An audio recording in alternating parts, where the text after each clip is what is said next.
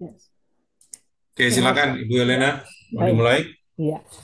Selamat malam, Pastor Bobby, Suster, Bapak dan Ibu. Jumpa lagi di hari ini, hari Minggu 8 Desember 2024. Hari yang istimewa ya, karena kita merayakan Minggu Advent yang kedua, juga sekaligus Hari Raya Santa Perawan Maria dikandung tanpa noda.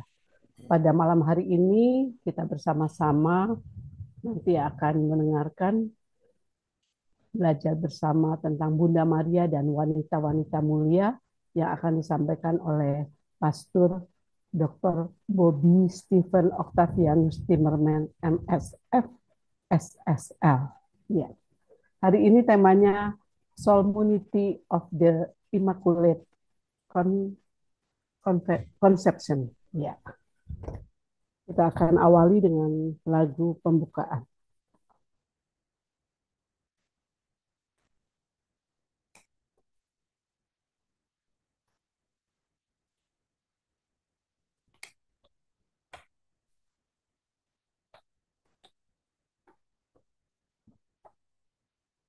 Andi, lagunya belum ya, kita tunggu ya.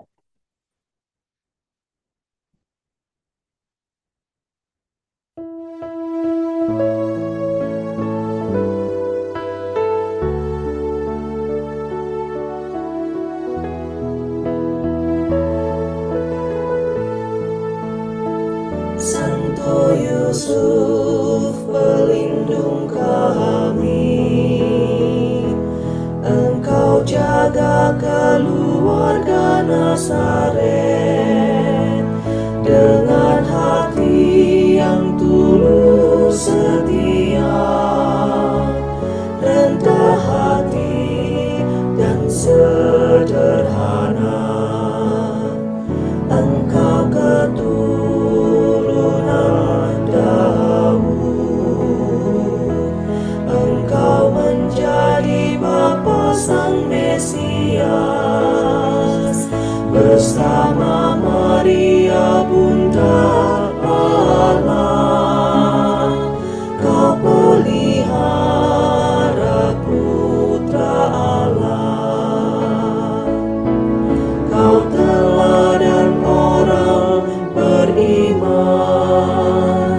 Kau pekerja Allah dalam kerajaan-Nya. Doakan kami anak-Mu untuk mengikuti teladan-Mu.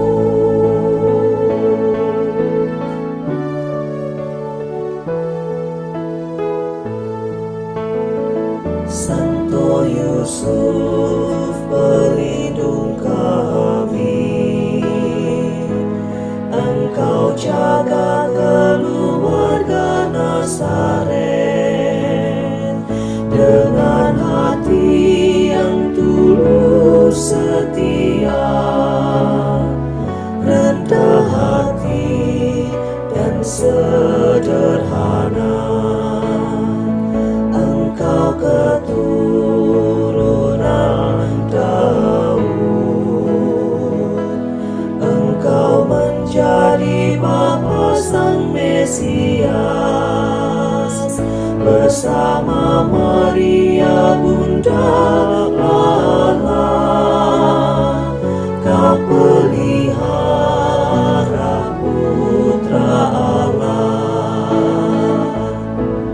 Kau teladan orang beriman, Kau pekerja Allah dalam kerajaan-Nya. Doakan kami anak-Mu untuk mengikuti teladan-Mu. Kau teladan orang beriman, Kau pekerja Allah dalam kerajaan-Nya. Doakan kami anak-Mu untuk mengikuti teladan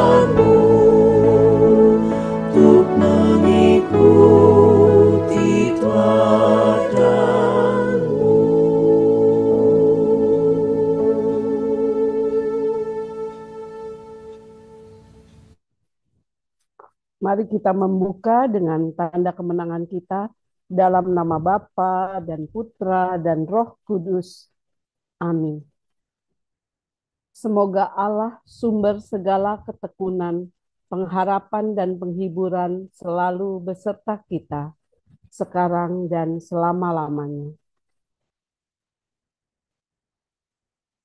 Pengantar, masa Advent adalah perjalanan menuju Bethlehem. Semoga kita membiarkan diri kita tertarik oleh terang Allah yang menjadi manusia. Paus Fransiskus. Selama masa Advent, kita mempersiapkan diri bagi kedatangannya. Dia yang membawa terang ke dalam kegelapan selama 4 minggu diwakili oleh 4 lilin. Lilin yang pertama, hope. Lilin kedua, peace. Lilin ketiga, joy. Dan lilin keempat, love. Yang berada di sekeliling lingkaran Advent. Kata Advent berasal dari kata Latin adventus yang berarti kedatangan, pendekatan. Ketika kita mengharapkan tamu datang ke rumah kita menyalakan lampu, kita mengantisipasi kedatangan mereka dan menyambut mereka dengan sukacita. Dalam masa Advent, kita mempersiapkan rumah dan gereja kita sambil dengan sukacita mengantisipasi kedatangannya. Dan terang juga semakin terang saat kita mendekati hari Natal, hari di mana terang dunia lahir. Hari Minggu ini adalah Minggu Advent yang kedua. Bersama dengan Santo Yusuf, kita akan menyalakan lilin yang kedua, peace, damai. Tiba-tiba tampaklah bersama-sama dengan malaikat itu sejumlah besar bala tentara surga yang memuji Allah, katanya. Kemuliaan bagi Allah di tempat yang maha tinggi dan damai sejahtera di bumi di antara manusia yang berkenan kepadanya. Kitab suci mengingatkan kita bahwa kedamaian sejati datang dari Roh Allah yang tinggal di dalam kita. Bersama Santo Yusuf, marilah kita mengingat kelahiran Kristus, memperingati kematian dan kebangkitannya, serta menantikan kedatangannya kembali yang mulia. Semoga Tuhan menganugerahkan kedamaiannya yang sempurna kepada kita. Datanglah Tuhan, datanglah.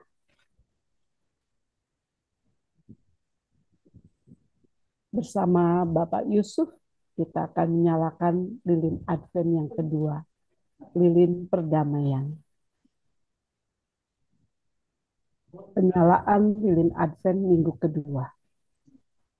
Lilin Advent minggu kedua atau lilin damai, peace, hendaklah damai Kristus memerintah dalam hatimu, karena untuk itulah kamu telah dipanggil menjadi satu tubuh, dan bersyukurlah.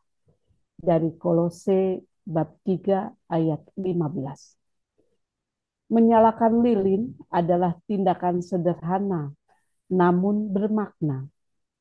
Ini adalah kesaksian akan kuasa terang atas kegelapan.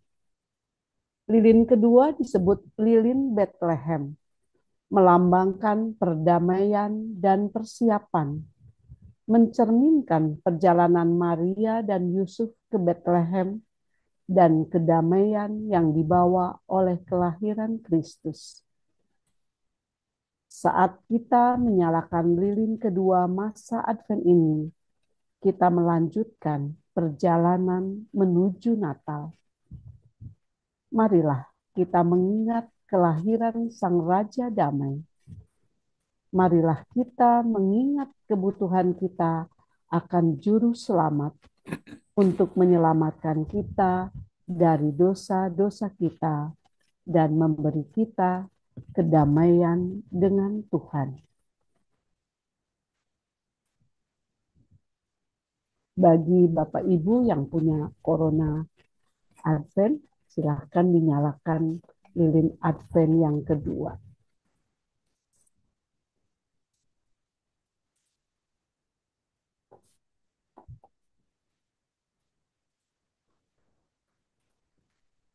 Kita pun sudah menyalakan lilin Advent minggu yang kedua. Damai. Doa penyalaan lilin Advent yang kedua. Tuhan Yesus, kami semua tergoda untuk hidup tanpa kedamaian. Sulit bagi kami untuk mengingat bahwa kedamaian kami pada akhirnya ditemukan dalam status kami sebagai orang percaya, seperti anak-anakmu. Bantulah kami untuk melihat saat-saat ketika kami hidup tanpa kedamaian, dan ampunilah kami atas pelanggaran kami. Arahkan pikiran kami kepadamu agar kami dapat mengingat bahwa Engkau adalah Raja kedamaian dan keamanan kami hanya datang darimu. Ajari kami bahwa kedamaian ini bersifat batiniah, kekal, dan dapat ada terlepas dari keadaan kami. Dengan cara apapun yang Engkau yakini sebagai yang terbaik, ajari kami cara hidup dalam kedamaian itu setiap hari. Kami mohon itu dalam nama-Mu yang kudus. Amin. Kita nyanyikan lagu Kumbaya My Lord. Kumbaya My Lord, Kumbaya.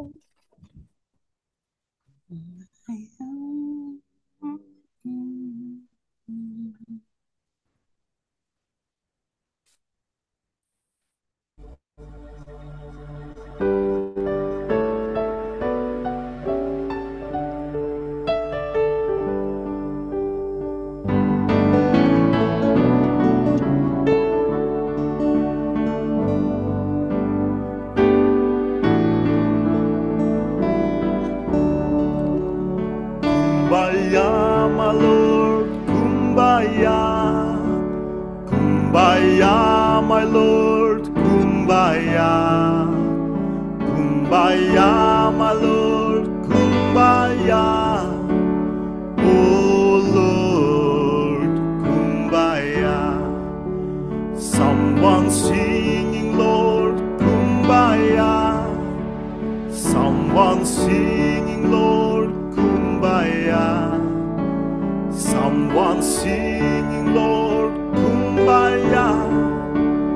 Oh Lord, Kumbaya.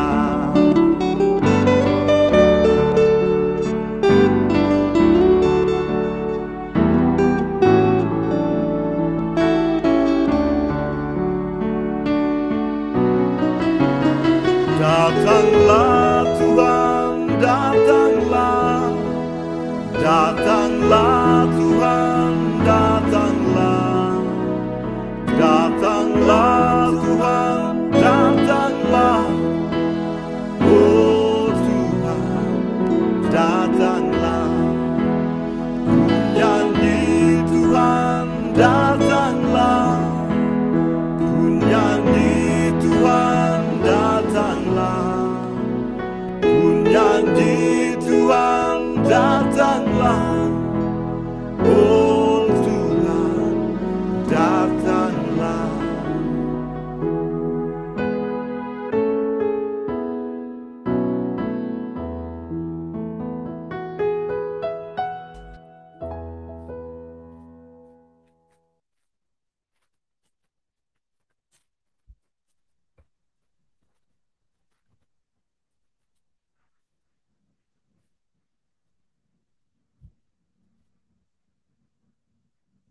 Silakan Bu Ani. Doa Paus Fransiskus kepada Santo Yusuf. Salam penjaga Sang Penebus, suami perawan Maria yang terberkati.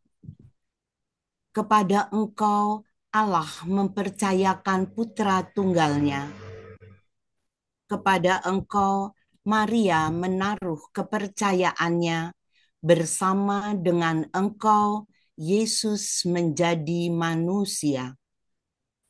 Oh Yusuf yang terberkati, perlihatkanlah diri Engkau sebagai seorang bapa juga bagi kami, dan bimbinglah kami di sepanjang perjalanan hidup. Perolehkanlah bagi kami rahmat, belas kasihan, dan keberanian, dan lindungilah kami dari segala yang jahat. Amin.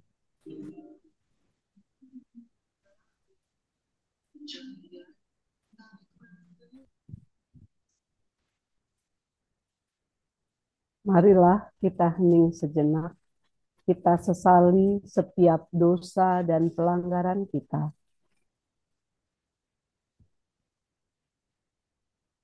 Saya mengaku kepada Allah yang Maha Kuasa dan kepada saudara sekalian, bahwa saya telah berdosa dengan pikiran dan perkataan, dengan perbuatan dan kelalaian.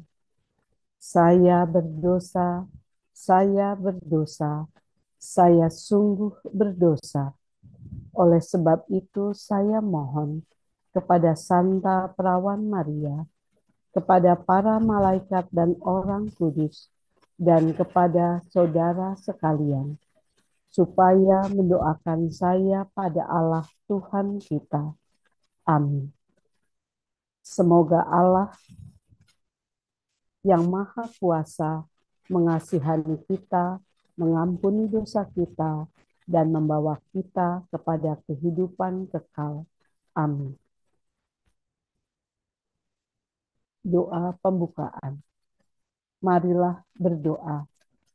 Allah Bapa yang Maha Baik, Engkau telah mempersiapkan dan memilih Santo Yusuf sebagai suami perawan Maria dan patron pelindung para pekerja. Dengan penuh kasih dan bertanggung jawab, ia telah mendampingi Maria. Ia mendidik dan mengajarkan keterampilan kerja kepada Yesus. Selain dalam hal iman, belas kasihan, dan keutamaan hidup, ia juga memberikan teladan kepada kami dalam hal kerja. Semoga melalui devosi kepada Santo Yusuf yang rutin kami lakukan ini, kami dapat semakin mengenal dan mencintai keutamaan dan keteladanan Santo Yusuf dalam kehidupan kami. Demi Kristus, Tuhan dan pengantara kami. Amin.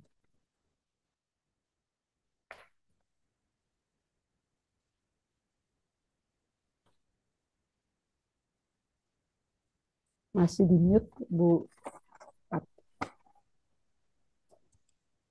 Iya, kok susah ya? Sudah, Bu, sudah terdengar. Ini di mute lagi, Ya, Sudah? sudah, silakan. Litani Santo Yusuf. Tuhan kasihanilah kami. Tuhan kasihanilah kami. Kristus kasihanilah kami. Kristus kasihanilah kami. Tuhan kasihanilah kami. Tuhan kasihanilah kami. Kristus dengarkanlah kami. Kristus kabulkanlah doa kami. Allah Bapa di surga, kasihanilah kami. Allah Putra Penebus dunia, kasihanilah kami. Allah Roh Kudus, kasihanilah kami. Tritunggal Maha Kudus, Allah yang esa, kasihanilah kami.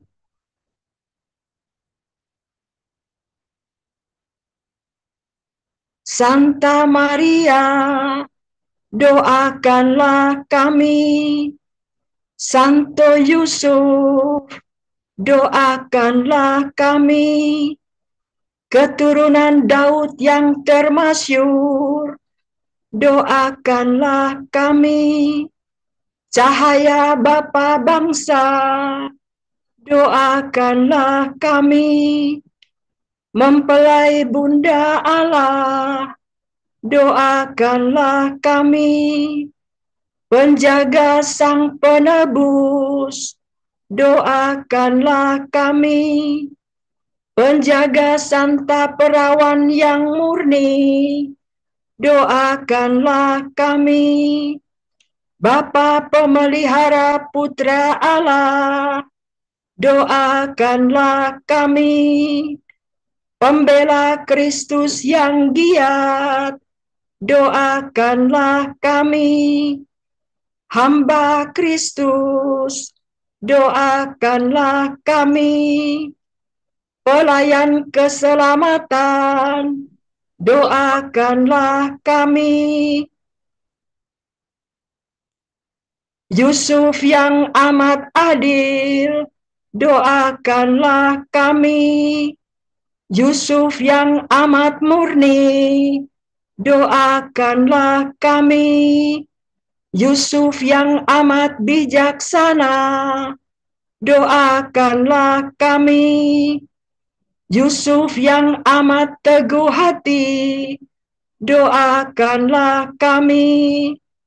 Yusuf yang amat taat, doakanlah kami. Yusuf yang amat setia, doakanlah kami. Cermin kesabaran, doakanlah kami. Pencinta kesederhanaan, doakanlah kami. Teladan kaum pekerja, doakanlah kami. Kegembiraan kehidupan rumah tangga, doakanlah kami. Penjaga para perawan, doakanlah kami. Penopang keluarga, doakanlah kami. Penyokong dalam kesulitan, doakanlah kami. Penghibur orang malang, doakanlah kami.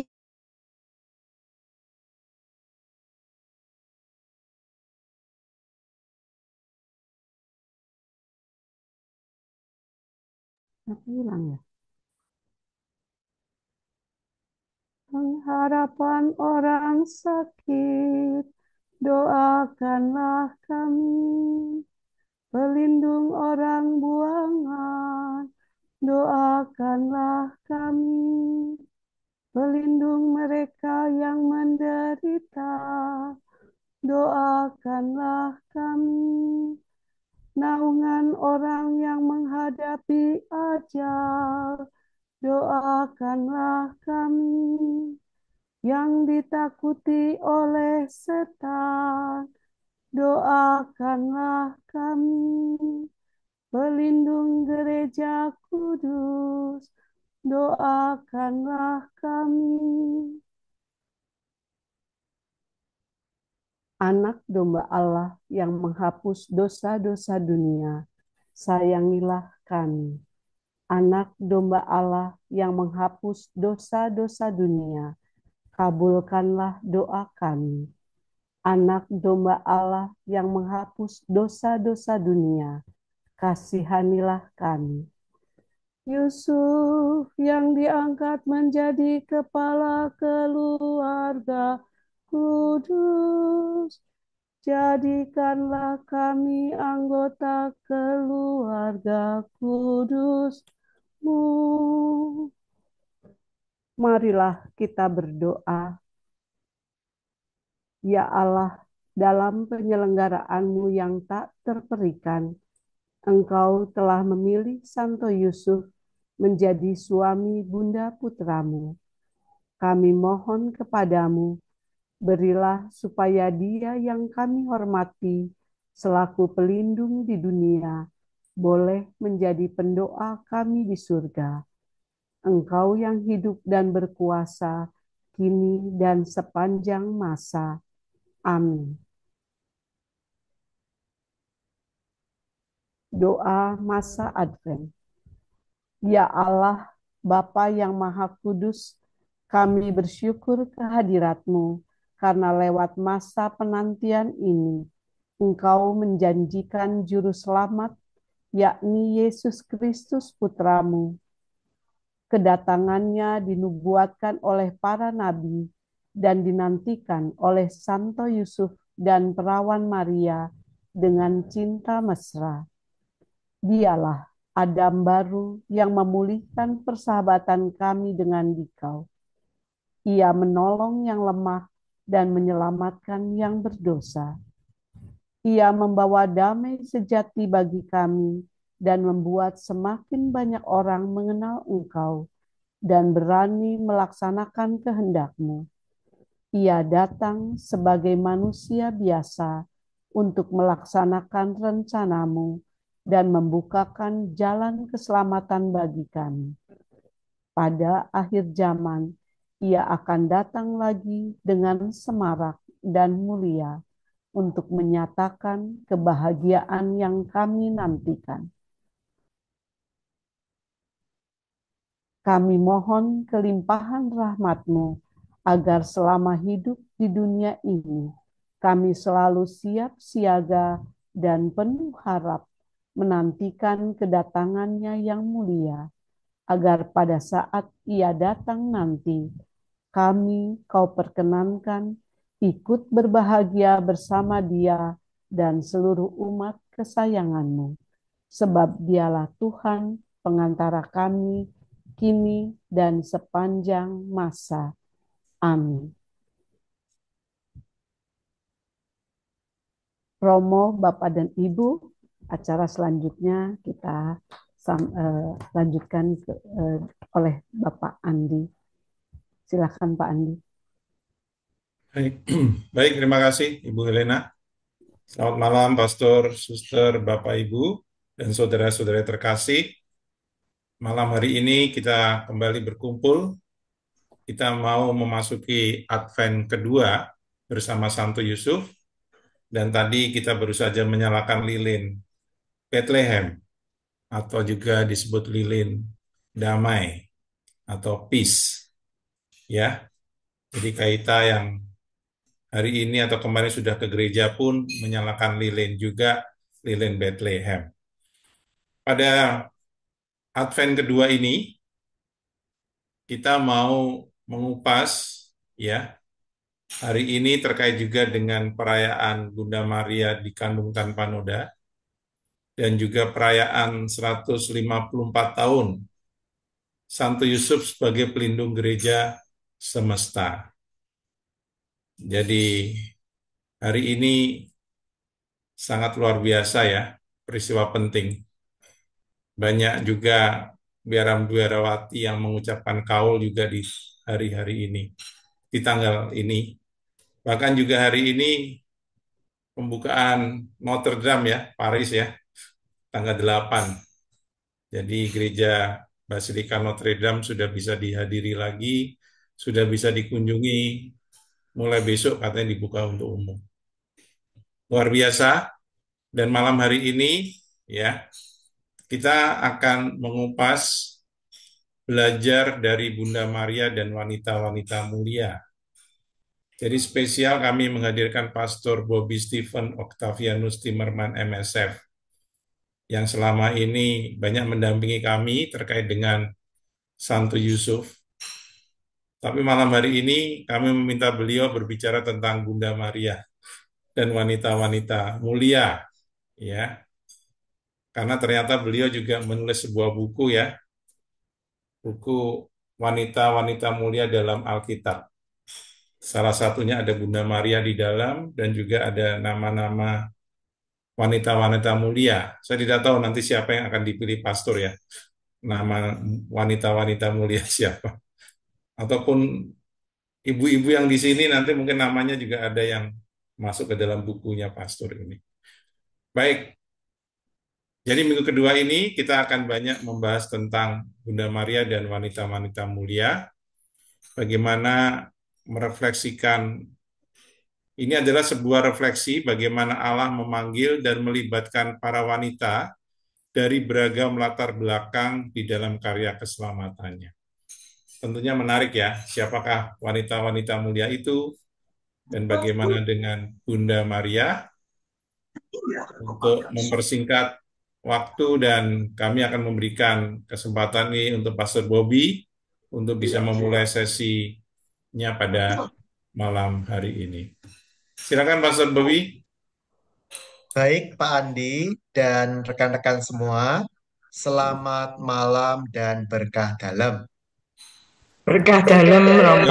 dalam, Pastor. Puji Tuhan. Ya, maaf suara saya agak terganggu karena agak pilek dan sebagainya, tetapi dengan sukacita mari kita dalami tema pada malam hari ini.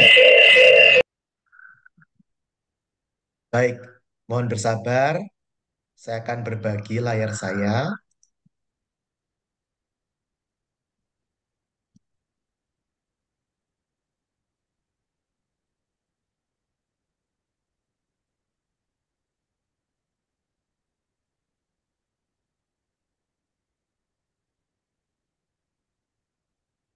Ya, semoga sudah terlihat ya. Iya, Pastor. Baik, saudara-saudari terkasih, mungkin beberapa sudah pernah mengikuti sesi saya ini di tempat yang lain, tidak apa-apa. Nanti saya akan berbicara lebih banyak tentang Bunda Maria, ya. Kalau kita melihat dalam Alkitab kita, itu ada Mazmur 22 yang sangat indah, yang bicara soal kasih wanita. Ya, engkau yang mengeluarkan aku dari kandungan, engkau yang membuat aku aman pada dada ibuku. Kepadamu aku diserahkan sejak aku lahir. Sejak dalam kandungan ibuku, engkaulah Allahku. Ini adalah sebuah ayat yang menegaskan peran luar biasa dari seorang wanita dalam hidup kita masing-masing.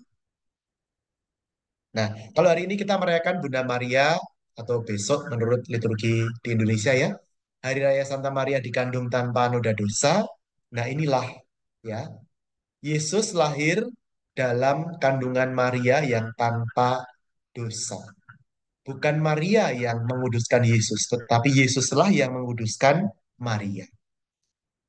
Jadi, kesucian Maria itu terkait erat dengan kesucian keilahian dari Tuhan Yesus sendiri. Nah, kita memang menyadari Alkitab kita itu ditulis dalam budaya patriarki, ya.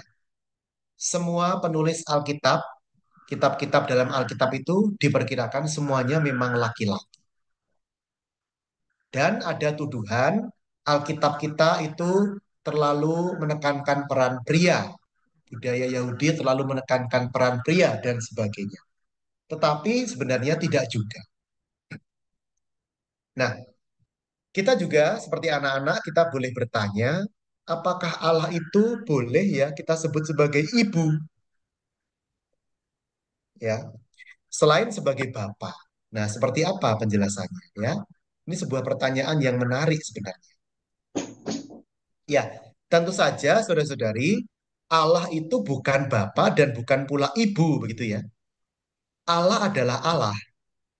Tetapi sebagai manusia, kita perlu bantuan untuk memahami misteri Allah.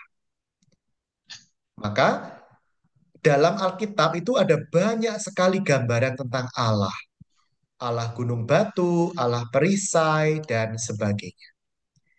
Dan Allah itu sudah menyatakan dirinya dalam diri Yesus Kristus yang mengajarkan kepada kita untuk menyapa Allah sebagai Bapa. Ya, jadi kalau kita menyapa Allah sebagai Bapa, itu pertama-tama sekali lagi bukan soal laki-laki begitu ya, tetapi sebagai sosok yang dekat dengan kita, sosok yang melindungi kita. Itulah yang dimaksud dengan Allah Bapa. Ya, Aba dalam bahasa Ibrani. Panggilan akrab kita kepada orang tua kita. Panggilan hormat kita sebagai manusia kepada pencipta kita. Itulah makna dari Allah sebagai Bapa.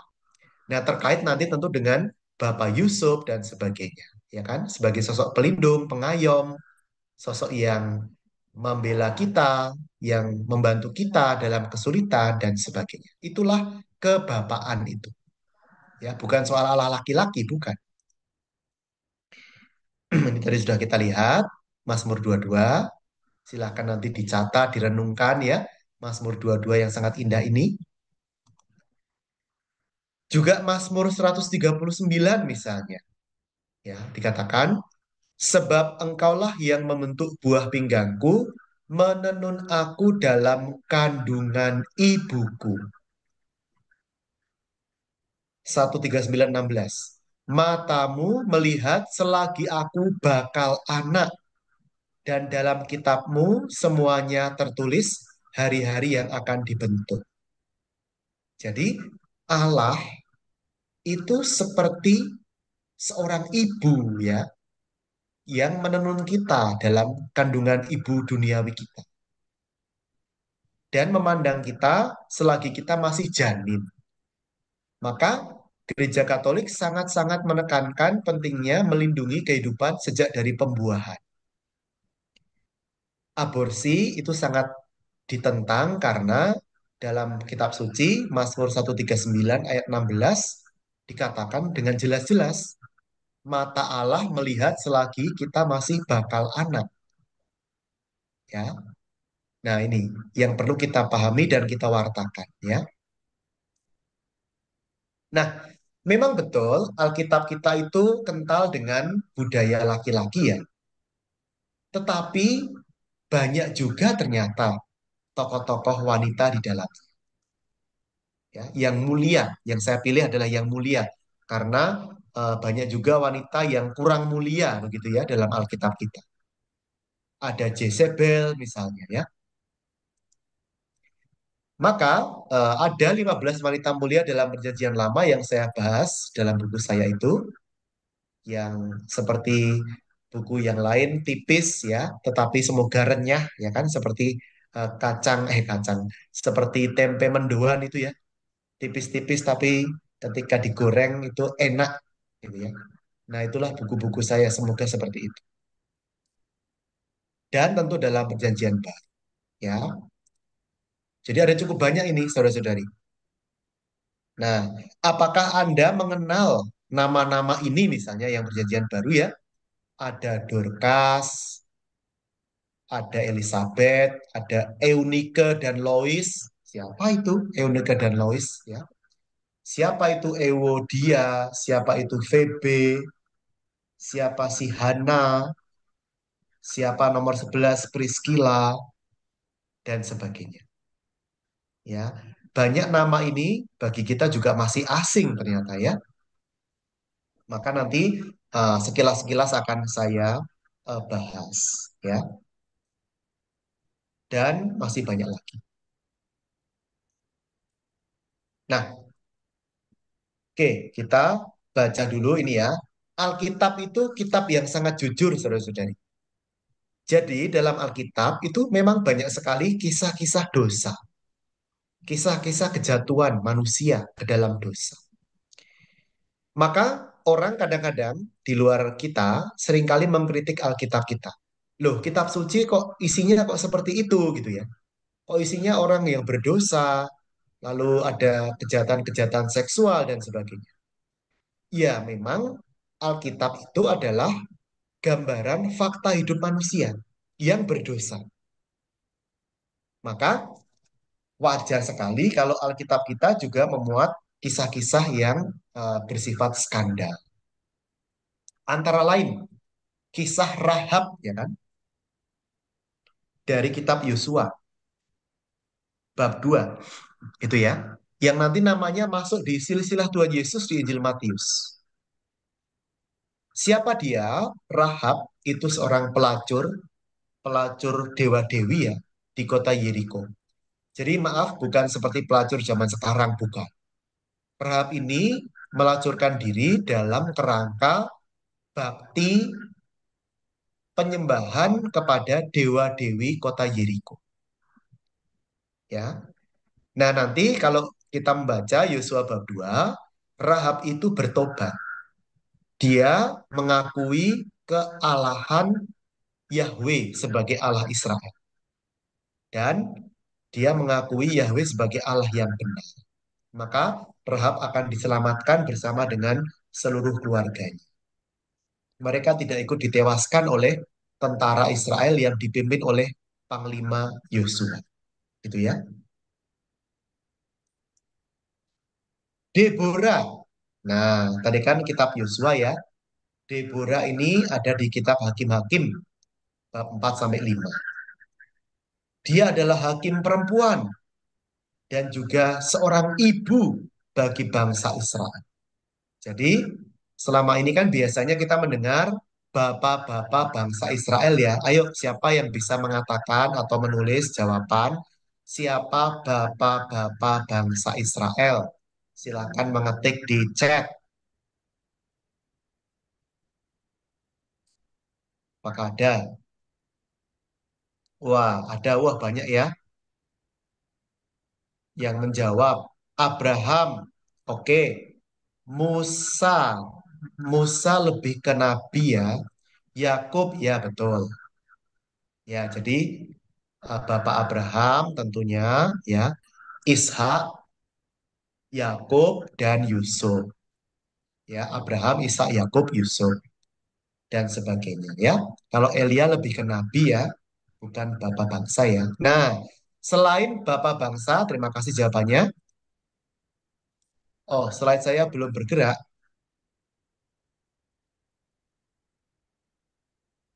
Apakah sekarang sudah ya?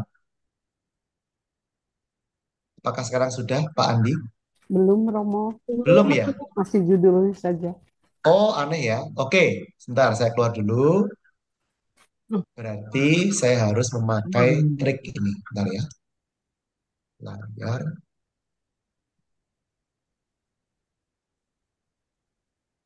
Dokumen. Bentar ya.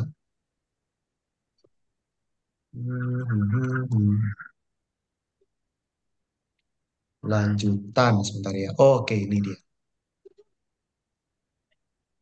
Iya. Sekarang udah kelihatan ya? Sudah. Oke. Ya.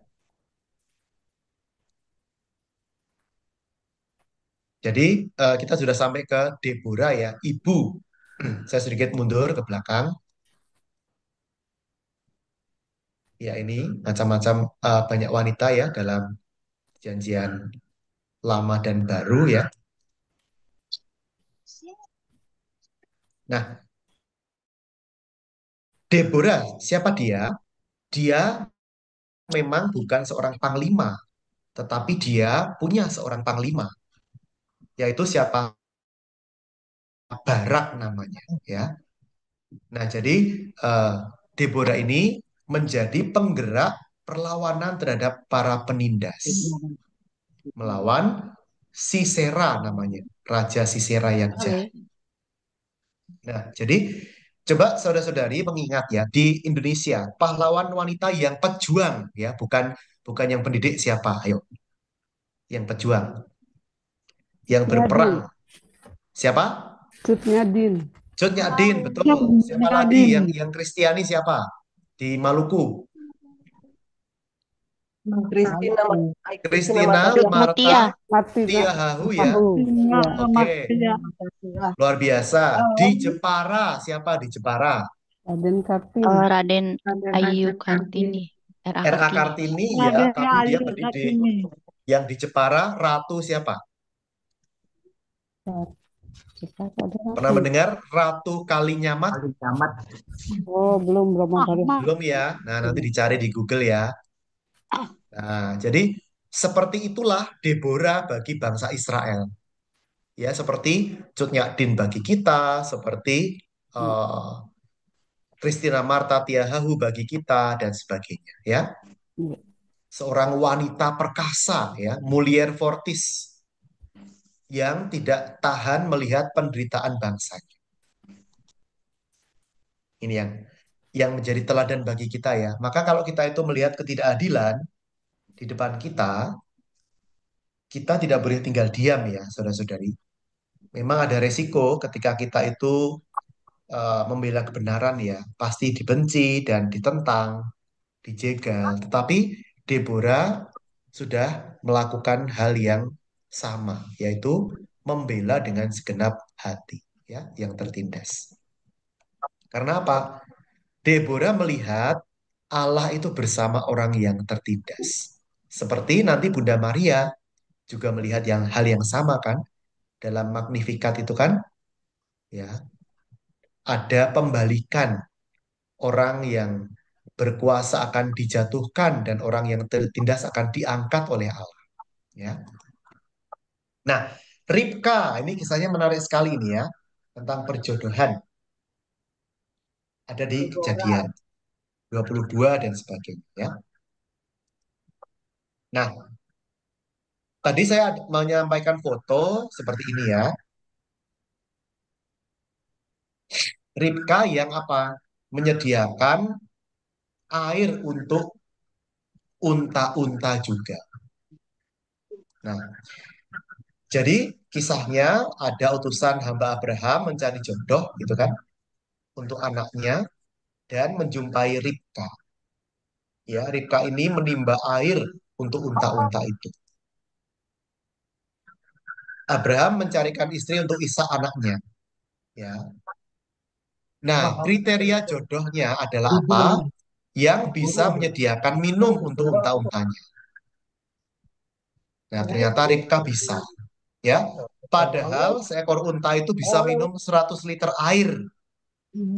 Maka kalau harus menimba air minum, bisa dibayangkan ya, berapa ratus liter air atau berapa ribu liter air yang ditimba oleh Ribka untuk memberi minum unta-unta dari utusan Abraham.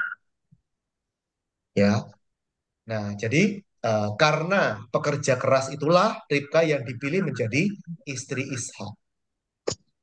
Maka kita semua dipanggil untuk menjadi seperti Ribka ya, yang tekun bekerja, yang kerja keras ya. Jangan suka rebahan ya kan. Nah, seperti itu ya. Oke.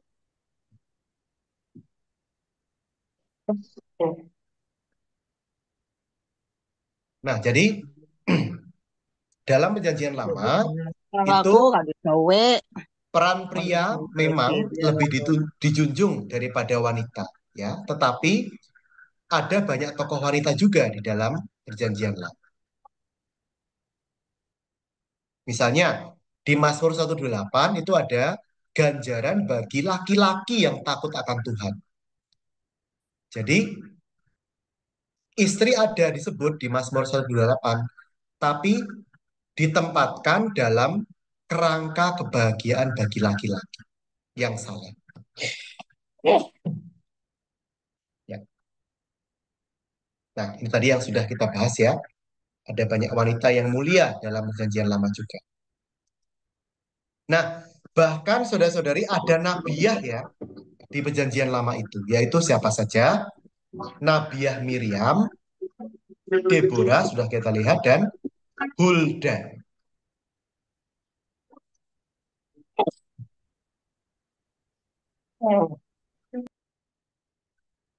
Mohon maaf ya. Nah, Rahab tadi sudah kita lihat, Esther.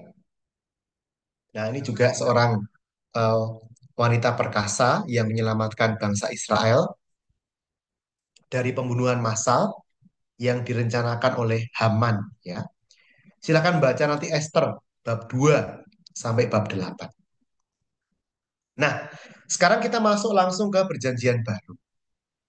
Nah, dalam perjanjian baru, saudara-saudari, ada perubahan luar biasa yang dilakukan oleh Tuhan Yesus.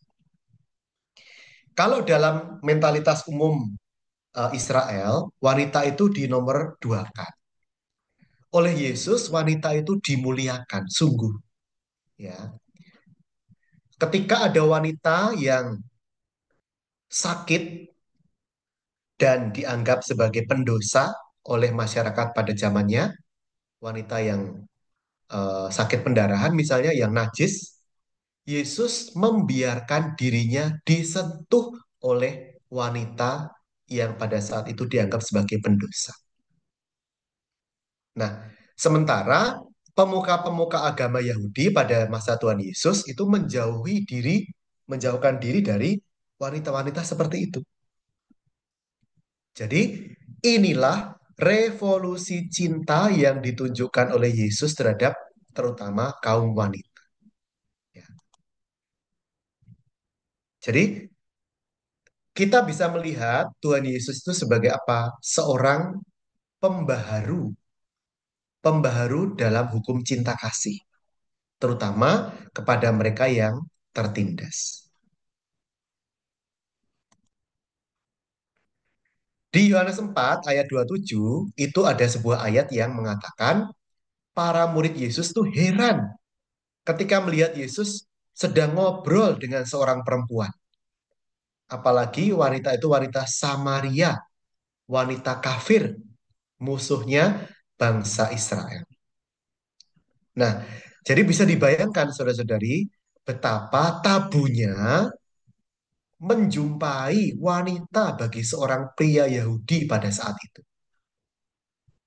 Nah, Yesus membuat sebuah gebrakan, dobrakan, sebuah revolusi yang luar biasa. Ya, dia tidak segan-segan ngobrol dari hati ke hati, dari dekat dengan kaum wanita yang dianggap pada saat itu entah berdosa, entah menjadi sumber kenajisan dan sebagainya. Ya, ini adalah sesuatu yang luar biasa yang ditunjukkan oleh Tuhan Yesus. Para murid Yesus saja itu heran dengan tindakan Yesus, ya. Padahal kan mereka sehari-hari bergaul dengan Tuhan Yesus, ya. Tapi ketika melihat Yesus ngobrol dengan wanita Samaria itu di tepi sumur itu, mereka sangat heran. Karena tidak seharusnya orang sesuci Yesus, seorang rabi Yahudi, berdekatan dengan seorang wanita kafir. Gitu ya. Dan tambah lagi pengikut Yesus itu banyak dari kalangan wanita. Padahal rabi-rabi Yahudi itu biasanya hanya punya murid pria, saudara-saudari. Maka Yesus ketika memilih rasul kan memang 12 pria, ya kan? Karena itulah yang juga dilakukan oleh rabi-rabi Yahudi yang lain. Nah, bedanya apa? Setelah memilih 12 rasul pria, Yesus mengizinkan juga banyak wanita mengiringi perjalanan misinya, berkeliling dari desa dan kota di seluruh Israel dan sekitarnya. Silakan lihat Markus 15:44-1, ya. Nah, antara lain siapa mereka itu? Di Lukas 8 disebutkan namanya Maria Magdala dari Magdalena, ya, dari kota Magdala maksud saya, Maria Magdalena. Yohana istri Kuza bendahara Herodes. Nah, kita lihat keterangan ini ya. Yohana istri Kuza bendahara Herodes. Herodes itu kan raja wilayah. Ya, Kusa itu bendaharanya Herodes. Jadi Yohana ini siapa? Yohana ini seperti istri dari Menteri Keuangan pada zaman sekarang. Wanita yang sangat kaya, ya kan? Tasnya mungkin tas bermerek ya kalau dia hidup sekarang. Mobilnya pasti mobil mewah. ya, kalau zaman sekarang.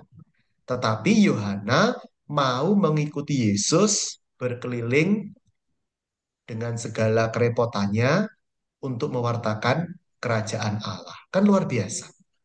Ya, seorang Yohana pada zaman itu ya.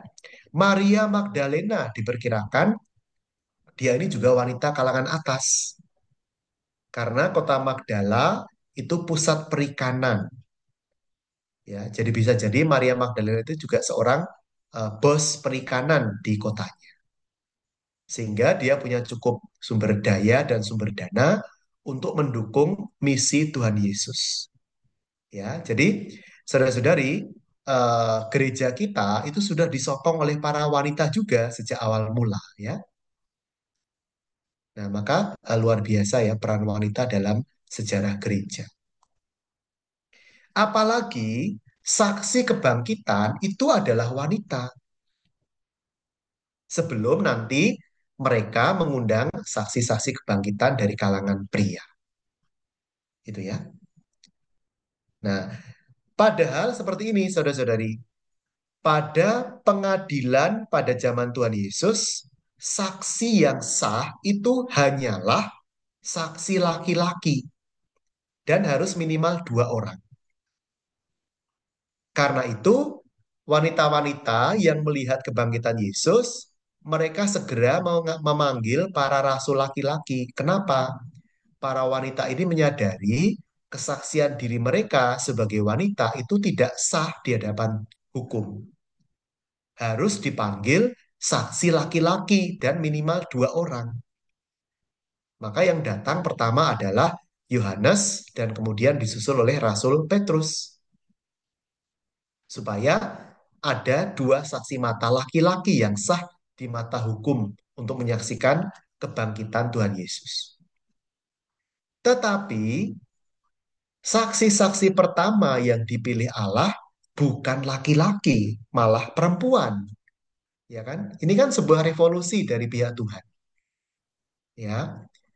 Hukum manusia mengatakan saksi hanya laki-laki, ketetapan Tuhan menetapkan saksi kebangkitan adalah para wanita. Ya, jadi Allah itu memilih justru mereka yang tidak dianggap oleh dunia untuk menjadi saksi-saksi cintanya, saksi-saksi kebangkitannya. Ya, luar biasa kan Tuhan kita? Ya. Pada zaman itu adalah sesuatu yang di luar nalar gitu ya, bahwa peristiwa sebesar kebangkitan itu disaksikan malah oleh perempuan dulu gitu ya, bukan kepada laki-laki yang menurut hukum adalah saksi yang sah. Nah, itu ya, luar biasa. Oke, Hana. Hana ini juga seorang nabi wanita. Seperti Miriam dalam perjanjian lama. Seperti Deborah, seperti Hulda. Dia seorang janda dan menjadi teladan juga bagi single parent. Kenapa? Setelah suaminya meninggal, Hana tidak pernah meninggalkan bait Allah. Dia tekun berpuasa, berdoa siang malam di sana. Kita masuk ke Lukas 7 ya. Kita tahu kisah ini wanita berdosa yang mengurapi Yesus ya. Dan maaf, wanita ini bukan Maria Magdalena ya, bukan. Selama ini kita salah mengira Maria Magdalena itu wanita berdosa gitu ya. Itu salah kaprah. Kenapa? Kisah di Injil Lukas bab 7 itu wanita yang tidak punya nama. Kan dia seorang yang pendosa. Tidak mungkin dong seorang pendosa publik itu mengatakan namaku ini gitu ya. Kan dia malu, ya kan? Jadi wanita ini memang wanita yang nggak punya nama. Ya, dia bukan Maria Magdalena. Itu salah kaprah. Ada tulisan saya di majalah Rohani tentang hal ini ya, tentang salah kaprah yang menyamakan Maria Magdalena dengan wanita berdosa yang mengurapi Yesus ini ya. Bukan. Ini 2 tokoh yang berbeda. Kalau Magdalena, dia seorang wanita berada, wanita kaya yang menjadi donatur misi Tuhan Yesus. Ya, beda. Magdalena bukan seorang pendosa dalam arti di Lukas bab 7 ya, tetapi dia pernah dirasuki oleh roh-roh jahat ya. Jadi seorang yang menjadi korban dari kerasukan kalau zaman sekarang ya, maka Yesus mengadakan eksorsisme untuk Maria Magdalena. Nah, Yesus berkata apa kepada wanita tanpa nama tadi? Dosamu telah diampuni, imanmu telah menyelamatkan engkau, pergilah dengan selamat. Jadi, Yesus itu ketika berhadapan dengan kita yang berdosa ini, Yesus juga bersabda hal yang sama kan? Dosamu telah diampuni, imanmu telah menyelamatkan engkau. Pergilah dengan damai, dengan shalom. Ya, luar biasa. Yesus tidak mengatakan, kamu ingat nggak dulu dosa-dosamu ya? Kamu dulu kan begini begitu. Enggak. Ya, Yesus mengatakan langsung, dosamu telah diampuni. Nah, ini adalah suatu sikap eh, belas kasih luar biasa dari Tuhan Yesus ya. Terutama kepada wanita. Ya, oke. Kenapa ada banyak wanita tanpa nama dalam Alkitab? Pernah nggak kita bertanya seperti itu? Ya, kan ada banyak tuh wanita tanpa nama dalam Alkitab kita. Ayo, siapa yang mau mencoba mengingat? Selain wanita berdosa di Lukas 7 tadi, siapa wanita yang tanpa nama dalam Alkitab kita? Terutama dalam Perjanjian Baru. Silakan mengetik di kolom Janda di komentar. Janda Nain. diketik aja, diketik aja. Janda dinain ya, betul. Siapa lagi? Janda Dalam miskin, Romo. janda miskin, betul. Siapa lagi? Yang pernah sakit disembuhkan, siapa?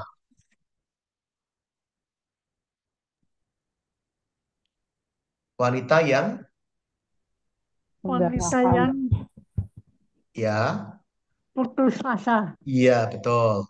Mertua Petrus, wanita yang bungkuk, ya, betul. Ya, jawabannya bagus-bagus ya. Nah, kenapa banyak sekali wanita tanpa nama dalam Alkitab? Ya, karena memang mereka dibuat tanpa nama oleh masyarakat kan pada saat itu.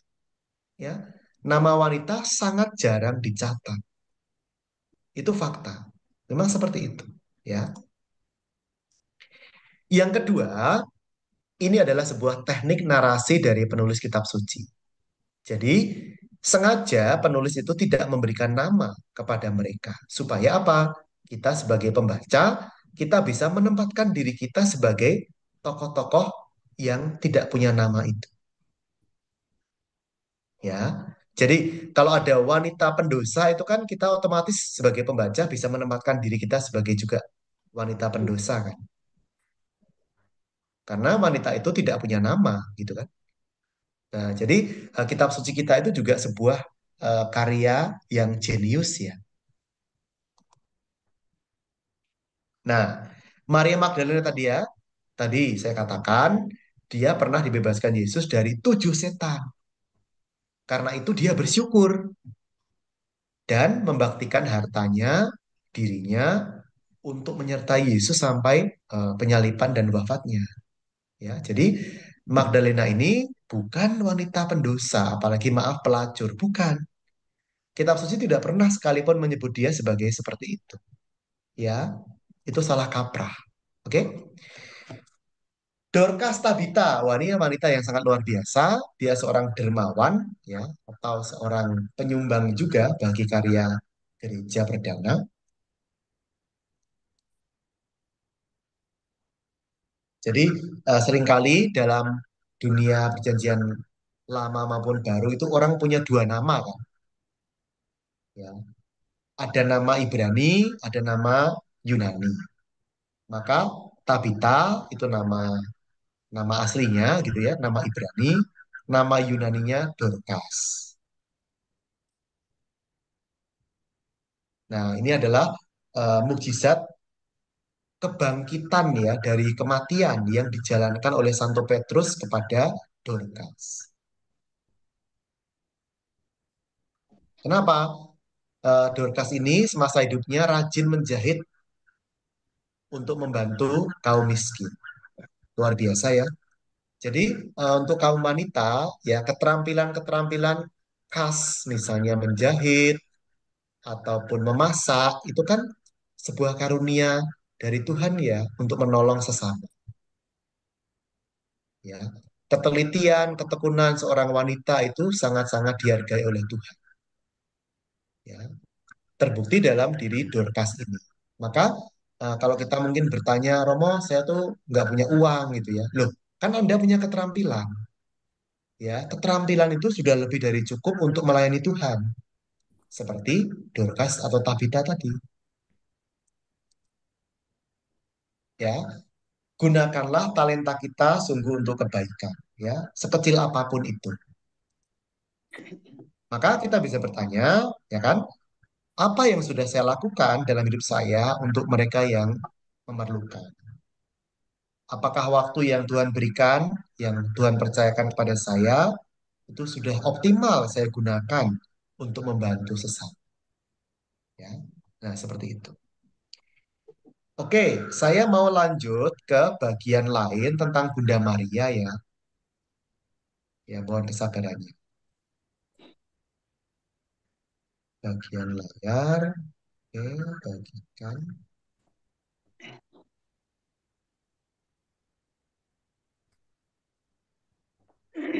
Ya. Nah, sepintas mari kita dalami biografi Bunda Maria ya. Karena untuk menghormati beliau juga ya, Hari Raya Santa Perawan Maria dikandung tanpa noda. Kalau tadi kita banyak membahas banyak nama-nama Maria dalam perjanjian baru kan. Ada Maria Magdalena, ya kan? Ada Maria saudari Lazarus dan sebagainya. Ya. Nah, apa sih sebenarnya kata asli dari nama Maria itu? Oke, nama Maria itu terdiri dari 3 konsonan, saudara-saudari. M, R, dan Y. Nah, coba diingat-ingat. Kalau dalam bahasa Inggris, nama Bunda Maria siapa? Mary. Mary kan? Iya, Ada M, ada R, ada Y kan? iya. Dalam bahasa Jawa, siapa nama Bunda Maria? Sembah Mari- Bekti Kawulo Dewi Mariam. Mariam. Mariah, Mariam. ya kan? Oh, Maria. Maria. Mariah, ya kan? Dewi Ada Maria. M, ada R, ada Y. Oke. Nah, kenapa begitu? Karena nama Maria itu dari Miriam. Yang ada M, ada R, dan ada Y-nya. Nah, itu ya. Jadi, nama Maria itu dari Miriam, kakak perempuannya Nabi Musa. Nah, bahasa Aram itu mirip bahasa Ibrani dan mirip juga bahasa Arab ya. Maka Miriam kemudian dalam bahasa Arab ya menjadi siapa? Mariam. Maryam, ya kan? Kan ada film itu ya, Ave Maryam kan, yang kisah tentang suster itu loh. Nah, itu jadi Miriam, Maryam, Maria, Maria, Mary itu akarnya sama, ya. Nah, ada teori lain mengatakan Maria itu dari bahasa Mesir, ya. Kenapa? Karena nama itu berasal dari nama kakak perempuan Musa yang pernah juga, ya kan, pergi atau mengungsi atau dipaksa pergi ke Mesir, ya, di Keluaran 15. Maka masuk akal nama Miriam itu dari bahasa Mesir, bukan bahasa Ibrani. Nah, kalau begitu akarnya adalah MR yang berarti kasih. Nah, kalau ada Y di belakangnya itu menjadi bentuk pasif ya, yang dikasihi. Berarti Miriam itu dia yang dikasihi. Luar biasa ya. Maria itu berarti dia yang dikasihi. Gitu ya. Nah, dikasih siapa? Ya tentu dikasih Allah. Lukas 1:30. Sebab engkau beroleh kasih karunia di hadapan Allah. Nah, maka kalau kita menyebut nama Bunda Maria dalam doa-doa kita perlu menyadari artinya. Maria, apa tadi artinya? Dia yang, apa coba masih ingat nggak? Dia yang Yang dikasihi. dikasihi oleh Allah. Nah, bukankah kita semua adalah Maria? Kita semua adalah yang dikasihi Allah. Maka kita diajak untuk mengasihi Allah. Karena kita sudah lebih dulu dikasihi Allah. Kenapa kita melayani gereja? Karena kita kan sudah dikasihi Allah lewat gereja kita. Jadi, eh, kesadaran diri sebagai orang yang dikasihi, itulah yang seharusnya mendorong kita untuk melayani. Kita melayani bukan untuk mencari nama atau untuk membuktikan kelompok saya lebih hebat, lebih banyak anggotanya, lebih apa ya, lebih banyak romo-romo yang suka dengan kelompok saya, bukan seperti itu. Ya, kita melayani karena kita sudah dikasihi, gitu loh. Ya, oke. Sekarang kita melihat sekilas saja ya, Bunda Maria dalam rekonstruksi sejarah. Ada yang mengatakan Bunda Maria itu kelahiran di Yerusalem, tapi saya tidak setuju. Kenapa? Agak susah membayangkan seorang dari Jakarta menikah dengan seorang Yusuf dari Wonosari gitu ya. Ya, seperti itu kan. Kalau Bunda Maria itu kecilnya di Yerusalem, kok bisa dapat jodoh orang desa Santo Yusuf ya di Nazaret yang udik itu, yang 120 kilometer jauhnya dari Yerusalem. Maka lebih masuk akal kita membayangkan Bunda Maria sebagai tetangga desa dari Santo Yusuf. Ya, orang Nazaret juga dia. Begitu ya. Maka ya keseharian Bunda Maria ya terkait dengan menimba air dari sumur. Ya, ini lihat ini. Nazaret itu kan di utara ya. Yerusalem itu kan di selatan. Ya, 120 kilo loh jaraknya. Jogja ke Semarang itu. Ya. Maka Bunda Maria yang sangat kita hormati ini adalah gadis desa bersahaja. Ya. Yang harus membayar 3 pajak. Wah, ini ntar lagi katanya PPN naik 12% ya. Tapi sepertinya hanya untuk barang mewah ya. Nah, bisa dibayangkan zaman dulu juga orang itu harus bayar pajak. Pajaknya 3 lagi. Ya, pajak untuk Roma, pajak untuk Raja Wilayah, tambah pajak sinagoga per puluhan. Ya. Nah, sekarang saja kita merasa kesulitan ya dengan pajak yang harus kita bayar.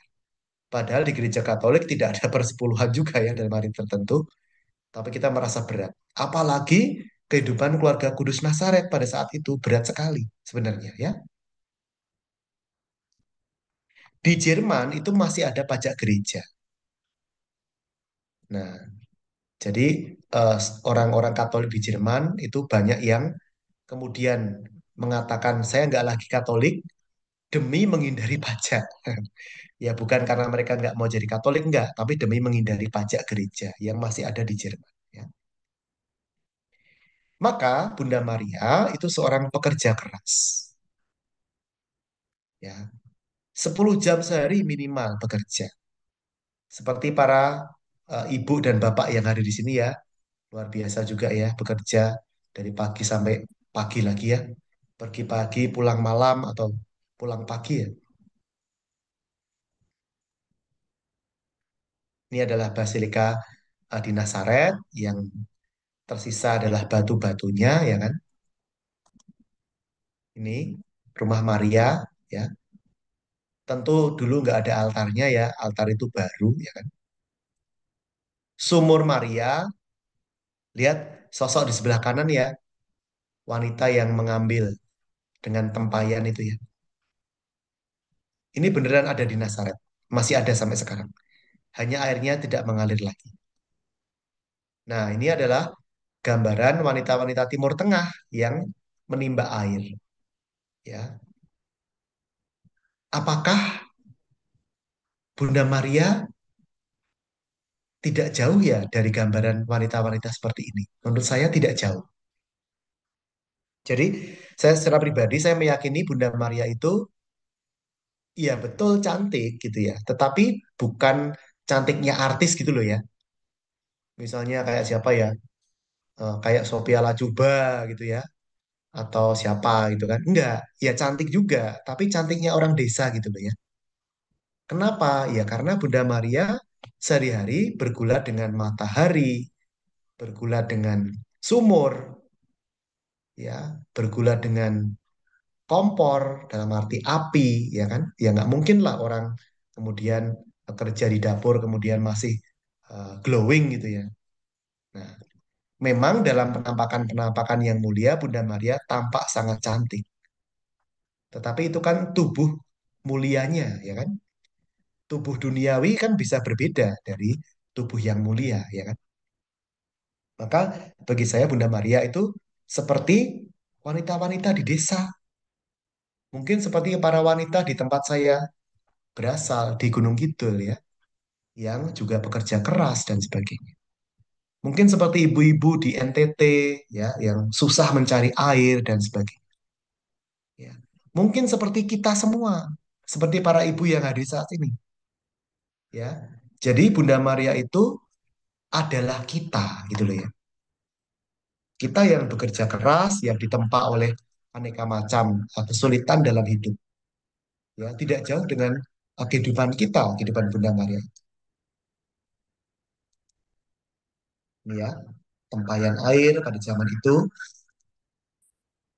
Ya, maka sosok Bunda Maria menjadi sosok wanita yang sungguh luar biasa.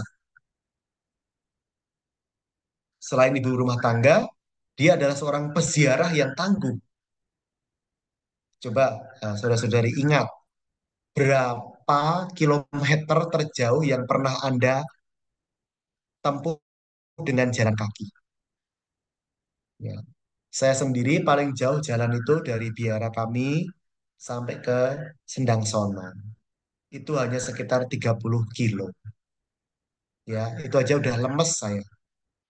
Nah, Bunda Maria ini 120 kilometer dikali 2 setiap tahun. Berarti 240 kilometer jalan dari Nazaret ke Yerusalem. Apa enggak perkasa itu ya, Bunda Maria? Ya, setiap tahun ya kan, 240 kilometer dilahap ya jalan kaki. Kita ke pasar aja naik ojek. Ke warung sebelah ya nyuruh orang beli gitu kan. Males gitu. Nah, maka saudara-saudari, Bunda Maria yang kita muliakan itu sungguh-sungguh wanita yang luar biasa. Ya. Secara fisik juga sangat perkasa. Ini ada Santo Yusuf yang hadir ya, mendampingi kunjungan Maria ke Elizabeth. Ya, ini tidak diceritakan tetapi bisa kita andaikan ya. Nah, karena Bunda Maria peduli, Yesus juga peduli. Ya, kata kerja khas Yesus apa? Tergeraklah hatinya. Seperti itu. Yesus mudah tergerak hatinya. Kenapa? Karena Bunda Maria sudah memberikan contoh. Dan Yesus sudah tahu segala kepahitan dalam hidup berkeluarga. Yesus sendiri di Markus bab 3 pernah dikatakan orang gila.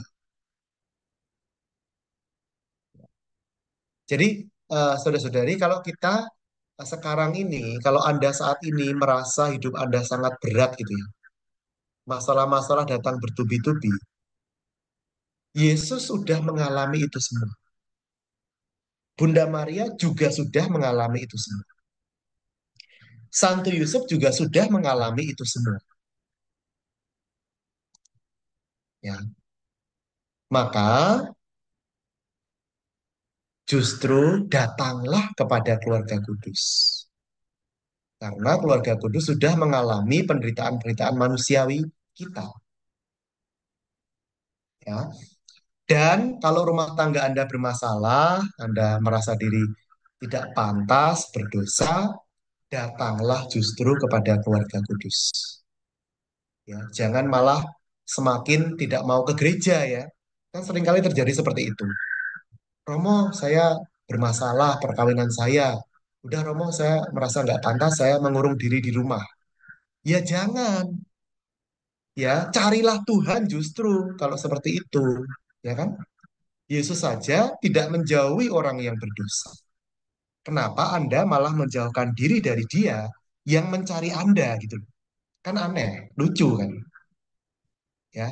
Jadi kedosaan kita jangan menjadi alasan kita untuk semakin menjauh. Terbalik, ya. Justru kita ini yang berdosa ini yang dicari-cari sama Tuhan. Maka datanglah ke gereja, maka berdoalah, maka tetaplah melayani. Ya, Romo anak saya pindah agama, saya prodiakon, saya mundur ya Romo. Loh ya jangan, ya terbalik justru. Justru Anda harus semakin melayani Tuhan supaya rahmatnya berlimpah bisa mempertobatkan juga anak Anda yang sedang tersesat kan gitu.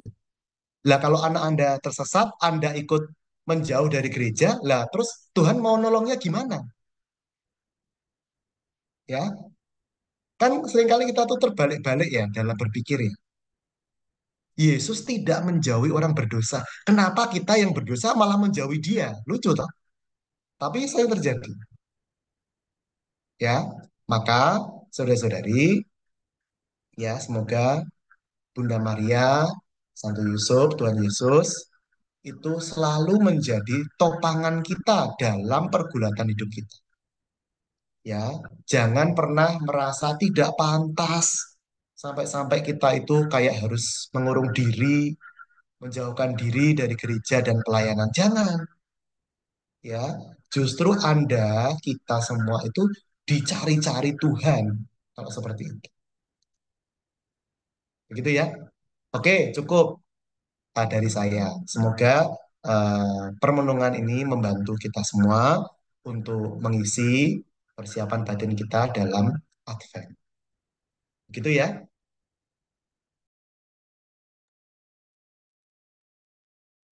Baik. Terima kasih Pastor Bobby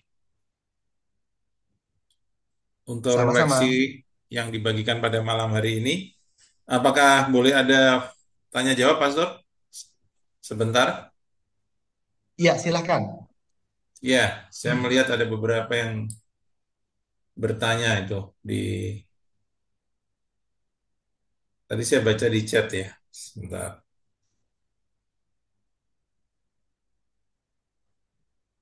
Atau ada yang mau bertanya langsung? Ini berikan kesempatan setelah Pastor Bobby membagikan refleksinya terkait Bunda Maria dan wanita-wanita mulia. Silakan.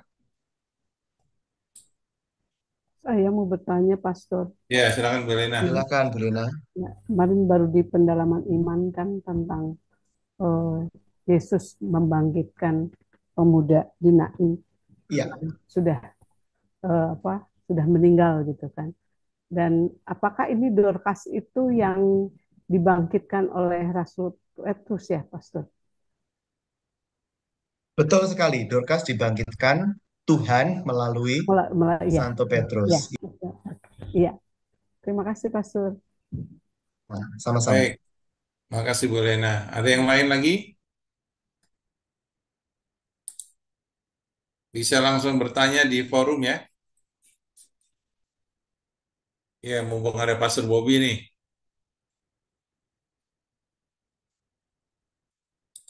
Apakah ada?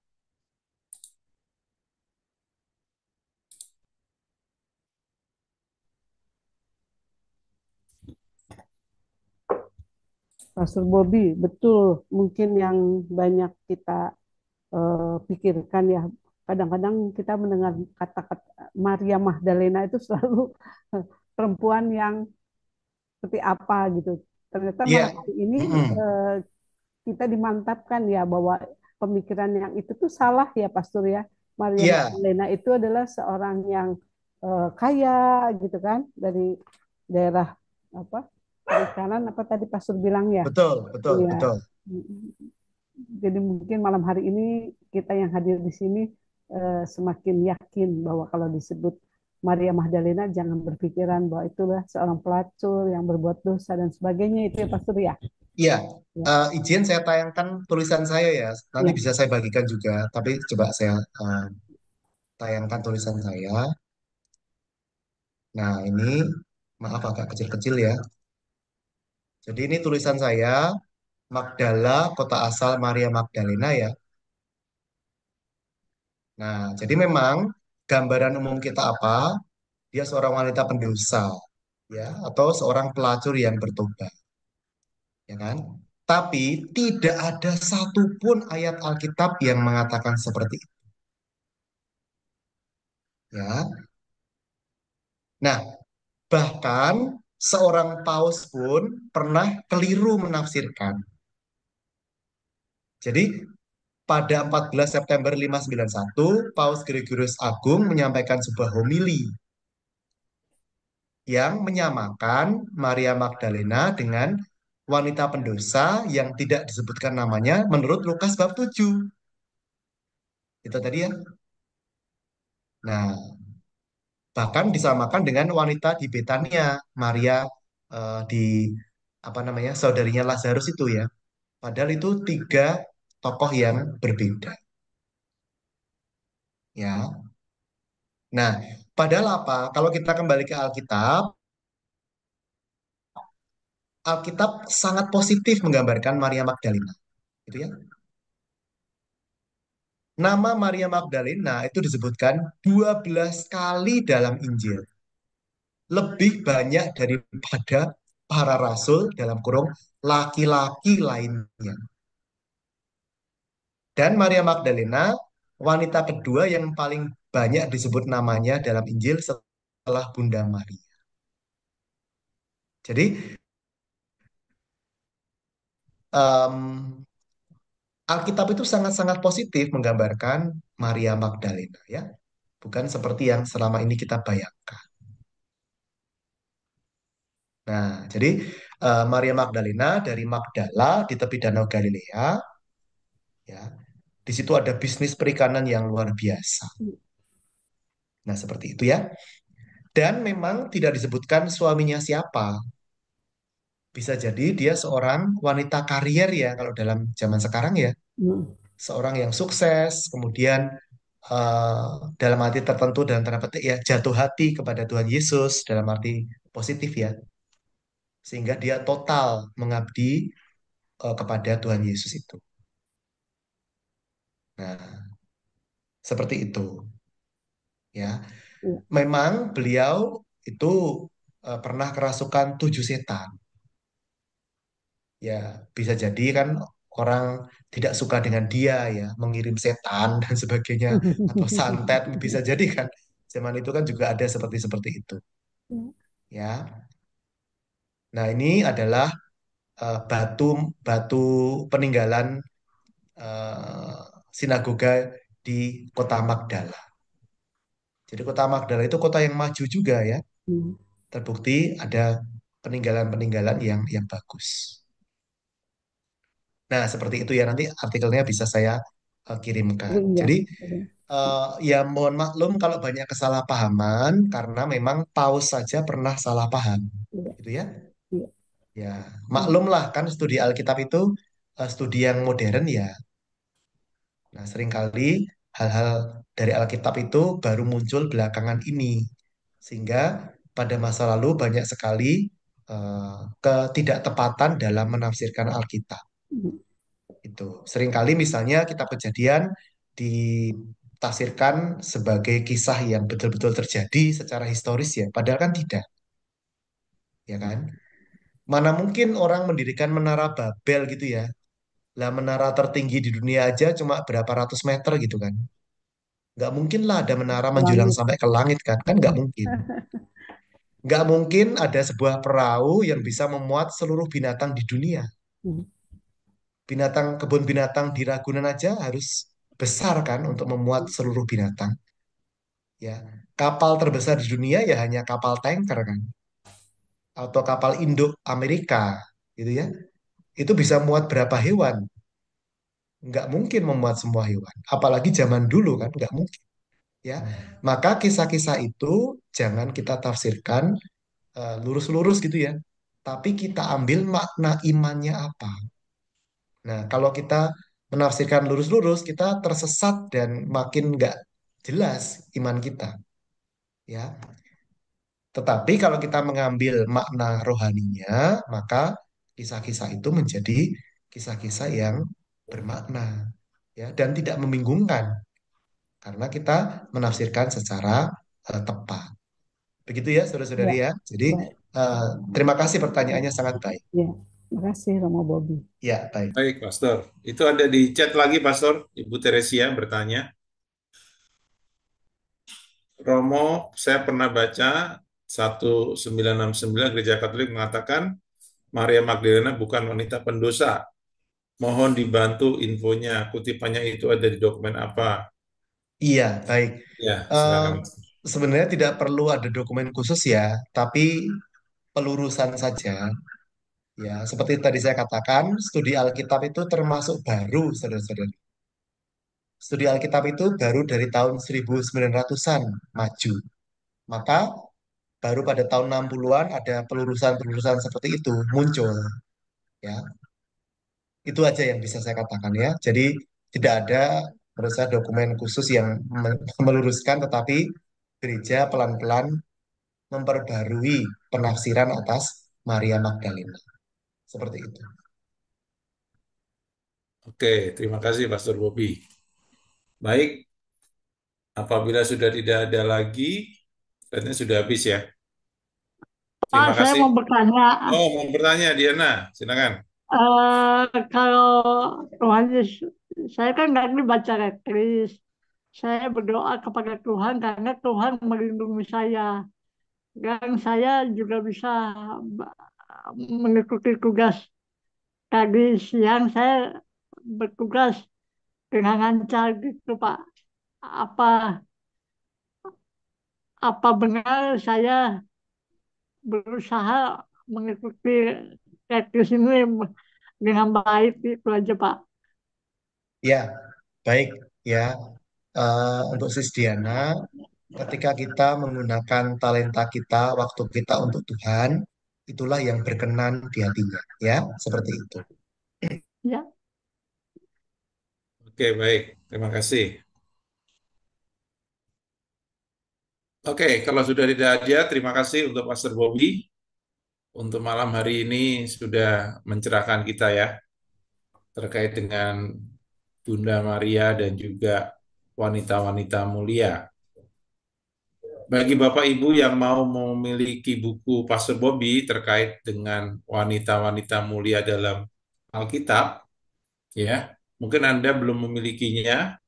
Canisius masih menyediakan bukunya, jadi Anda bisa memesan bukunya dan Anda bisa membaca nanti lebih detail terkait tadi tokoh-tokoh wanita-wanita mulia, termasuk juga ada Bunda Maria di dalamnya. Silakan bagi Anda yang mau memesan, nanti bisa menghubungi kami, ya. Nanti bisa disambungkan dengan pihak Canisius dan nanti Canisius yang akan melakukan pengirimannya langsung. Harganya 38.000 saja. Ya, Ya, tidak tebal, tipis, tapi bermanfaat untuk Anda. Atau Anda memberikan buku ini sebagai kado buat mereka yang namanya ada di dalam buku tersebut. Ya, dan tentunya akan menarik. Ya. Baik, ya.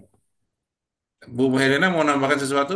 Enggak, mau tanya aja, Romo masih bisa bertahan sampai menutup acara kita dengan berkat? Bisa? Oh, baik. Iya. Terima kasih, Romo. Iya. Oke, baik. Ya. Jadi terima kasih Pastor Bobby sekali lagi dari komunitas pihak Katolik Santa Helena Paroki Curug mengucapkan terima kasih untuk Pastor Bobby yang sudah mendampingi kita pada malam hari ini ya, Pastor ya. Jangan bosan-bosan, Pastor, Iya, Terima untuk kasih. berbagi. terlibat dalam kegiatan pelayanan kami. Oh, Kita nanti berikan Romo, aplaus ya iya, buat Pastor Bobby atas pelayanan pada malam Oke, hari ini. puji iya. Tuhan. Terima kasih Romo Bobi. Nanti mohon materinya tadi di-share ya Romo, biar Boleh, kita boleh. bisa Ya. Ya, mempelajari boleh lagi. di-share. Iya, terima kasih. Terima kasih Pak Andi juga sudah Ya, menjadi moderator pada sesi ini. silakan Bu, Romo, dilanjutkan ya, Bu. Romo, Suster, Bapak dan Ibu, kita akan lanjutkan dengan doa bulan keluarga. Silakan Ibu Vero. Sebentar ya, saya share ya. Ya.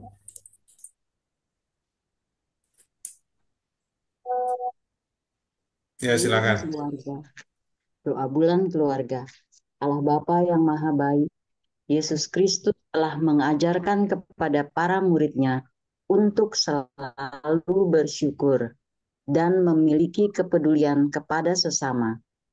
Kami bersyukur untuk anugerah kehidupan yang memberi kami kesempatan untuk berjuang demi kemajuan dan kesejahteraan keluarga kami. Semoga rasa syukur kami membawa semangat bagi keluarga kami untuk membangun kepedulian secara nyata kepada sesama, lebih-lebih kepada mereka yang lemah dan miskin. Kami berharap agar kepedulian kami kepada sesama Kau terima sebagai persembahan kami untuk kebesaran namamu. Demi Yesus Kristus Putramu, Tuhan dan pengantara kami, kini dan sepanjang masa. Amin.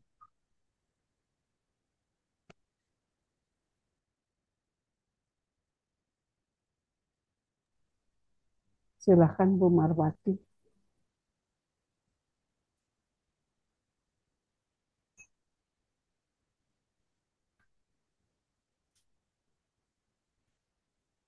Bu Marwati masih mute kayaknya.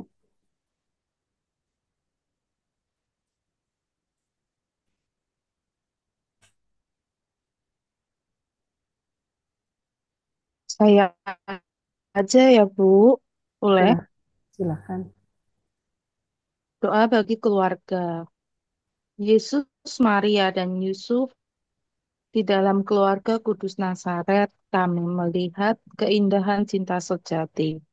Kepada keluarga Kudus Nazaret, kami menaruh penuh kepercayaan.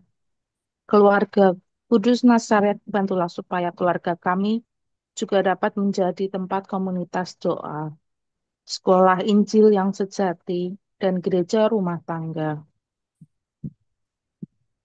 Keluarga Kudus Nazaret, semoga tidak ada lagi keluarga-keluarga yang mengalami kekerasan, penolakan, dan pemisahan. Semoga mereka yang telah terlanjur menjadi korban dan terluka dapat menemukan penghiburan dan penyembuhan.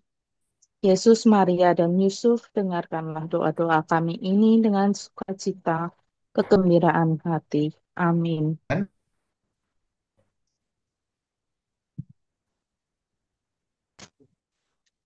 Lanjut, Stefan. Bapa kami yang ada di surga, dimuliakanlah namamu, datanglah kerajaanmu, jadilah kehendak-mu di atas bumi seperti di dalam surga. Berilah kami rezeki pada hari ini, dan ampunilah kesalahan kami, seperti kami pun mengampuni yang bersalah kepada kami. Dan janganlah masukkan kami ke dalam percobaan, tetapi bebaskanlah kami dari yang jahat. Amin. Salam Maria, penuh rahmat Tuhan sertamu. Terpujilah engkau di antara wanita, dan terpujilah buah tubuhmu, Yesus. Santa Maria, Bunda Allah, doakanlah kami yang berdosa ini, sekarang dan waktu kami mati. Amin. Salam Yusuf, pria yang tulus, mempelai murni Maria, ayah Mesias keturunan Daud. Terpujilah engkau di antara pria, dan terpujilah Yesus Putra Allah yang dipercayakan kepadamu. Santo Yusuf, pelindung gereja semesta, lindungilah keluarga-keluarga kami dalam damai dan rahmat ilahi, dan dampingilah kami pada waktu kami mati. Amin. Kemuliaan pada Bapa, Putra, dan Roh Kudus, seperti pada permulaan, sekarang, selalu, dan sepanjang segala abad. Amin. Terpujilah nama Yesus, Maria, dan Santo Yusuf, untuk Dan selama-lamanya. selama-lamanya. Amin. Doa penutup. Marilah berdoa. Ya Bapa, semoga melalui devosi kepada Santo Yusuf yang kami alami, renungkan dan doakan malam ini, membantu kami untuk semakin menimba, meneladan, dan juga bertumbuh dalam keutamaan dan keteladanan rohani, sebagaimana dihidupi oleh Santo Yusuf di dalam keluarga kudus Nazaret. Semoga rahmat yang sama yang Engkau limpahkan kepada Santo Yusuf juga Engkau limpahkan kepada kami. Demi Kristus, Tuhan dan pengantara kami. Amin. Mohon berkat dari Pastor Bobby. Baik. Tuhan beserta kita. Sekarang dan selama-lamanya. Dan selama-lamanya. Semoga kita, keluarga-keluarga kita, komunitas kita ini, mereka yang kita doakan, terutama mereka yang saat ini merasa hidupnya begitu berat, bahkan memikirkan untuk mengakhiri hidup sendiri, mereka yang berpikir untuk menjauh dari gereja, dan kita semua dilindungi, diberkati Allah yang Maha Kuasa dalam nama Bapa dan Putra dan Roh Kudus. Amin. Amin. Saudara-saudari terkasih, acara devosi kepada Santo Yusuf sudah selesai. Syukur kepada Allah. Mari pergi, kita diutus. Amin. Amin. Terima kasih Pastor Bobby, Bapak dan Ibu. Kita akan foto bersama dulu.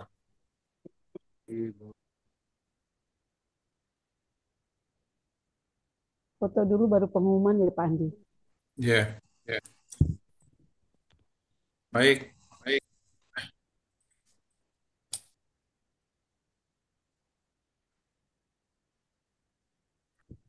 Oke, kita berfoto bersama ya. Ya, Bisa luar dibuka biasa. videonya. Ada 46. Oke, mari Ya, kita tadi foto. 50 lebih, Mas. Ada 50 lebih Oke, ya, baik. berkurang.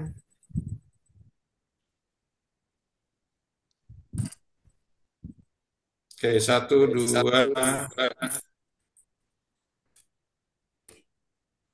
Layar pertama ya. Iya. Tadi ada 53 ya Pak Andi. Bentar.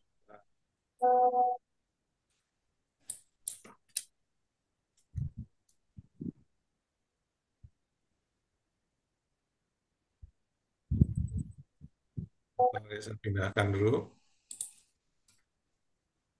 Layar kedua. Senyum, layar kedua. 1, 2, 3. Baik. Udah 2 layar ya? Dua layar sih Pak layar. Makasih Pak Andi. Oke, kita masuk Pengumuman. Iya, pengumuman dulu, Bu. Pengumuman. Tolong Pak di-share.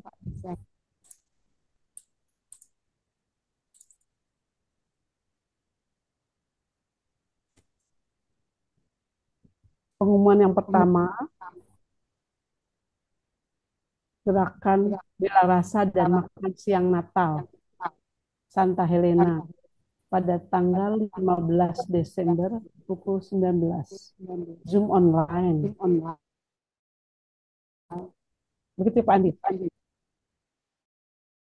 Iya. Jadi kami mengajak. Kenapa suaranya? Kedengeran Pak? Kedengeran. Bergema nggak, Bu? Kedengar Pak? Bergema, iya. Hanya gemak dikit tapi terdengar. Sekarang sudah tidak. Oke, sekarang gimana? Sudah Pak, bagus. Ya, jadi minggu depan ya kita akan mengajak Anda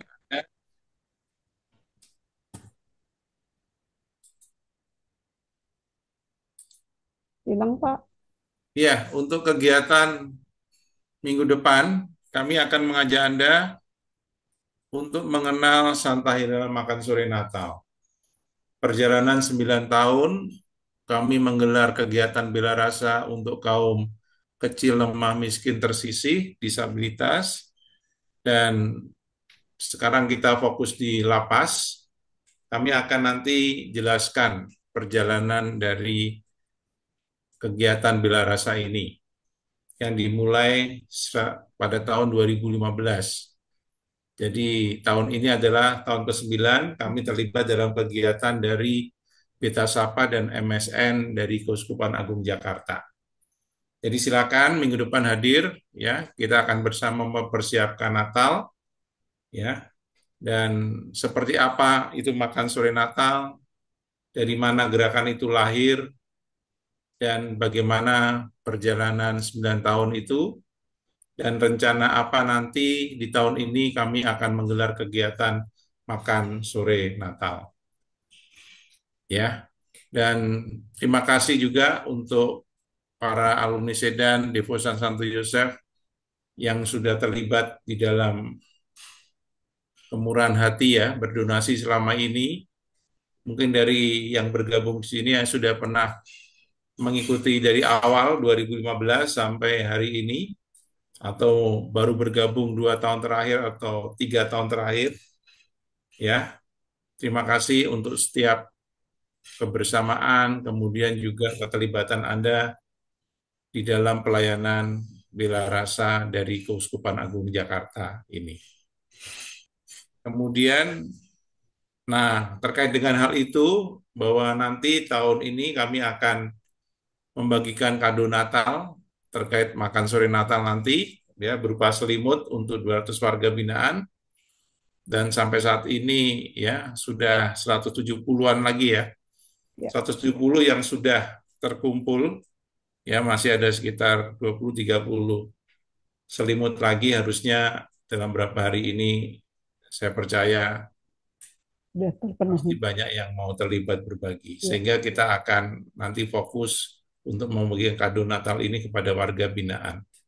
Terima kasih sekali lagi ya bagi mereka semua yang sudah terlibat di dalam berdonasi untuk gerakan berbagi kado Natal ini. Itu saja Ibu Helena.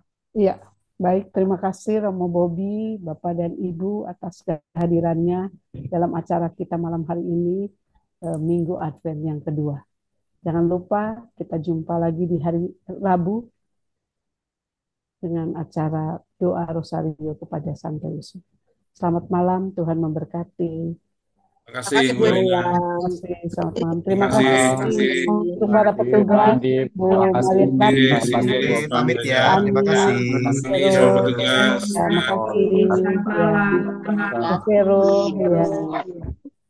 Bu Francisca Mawati tadi kemana ya?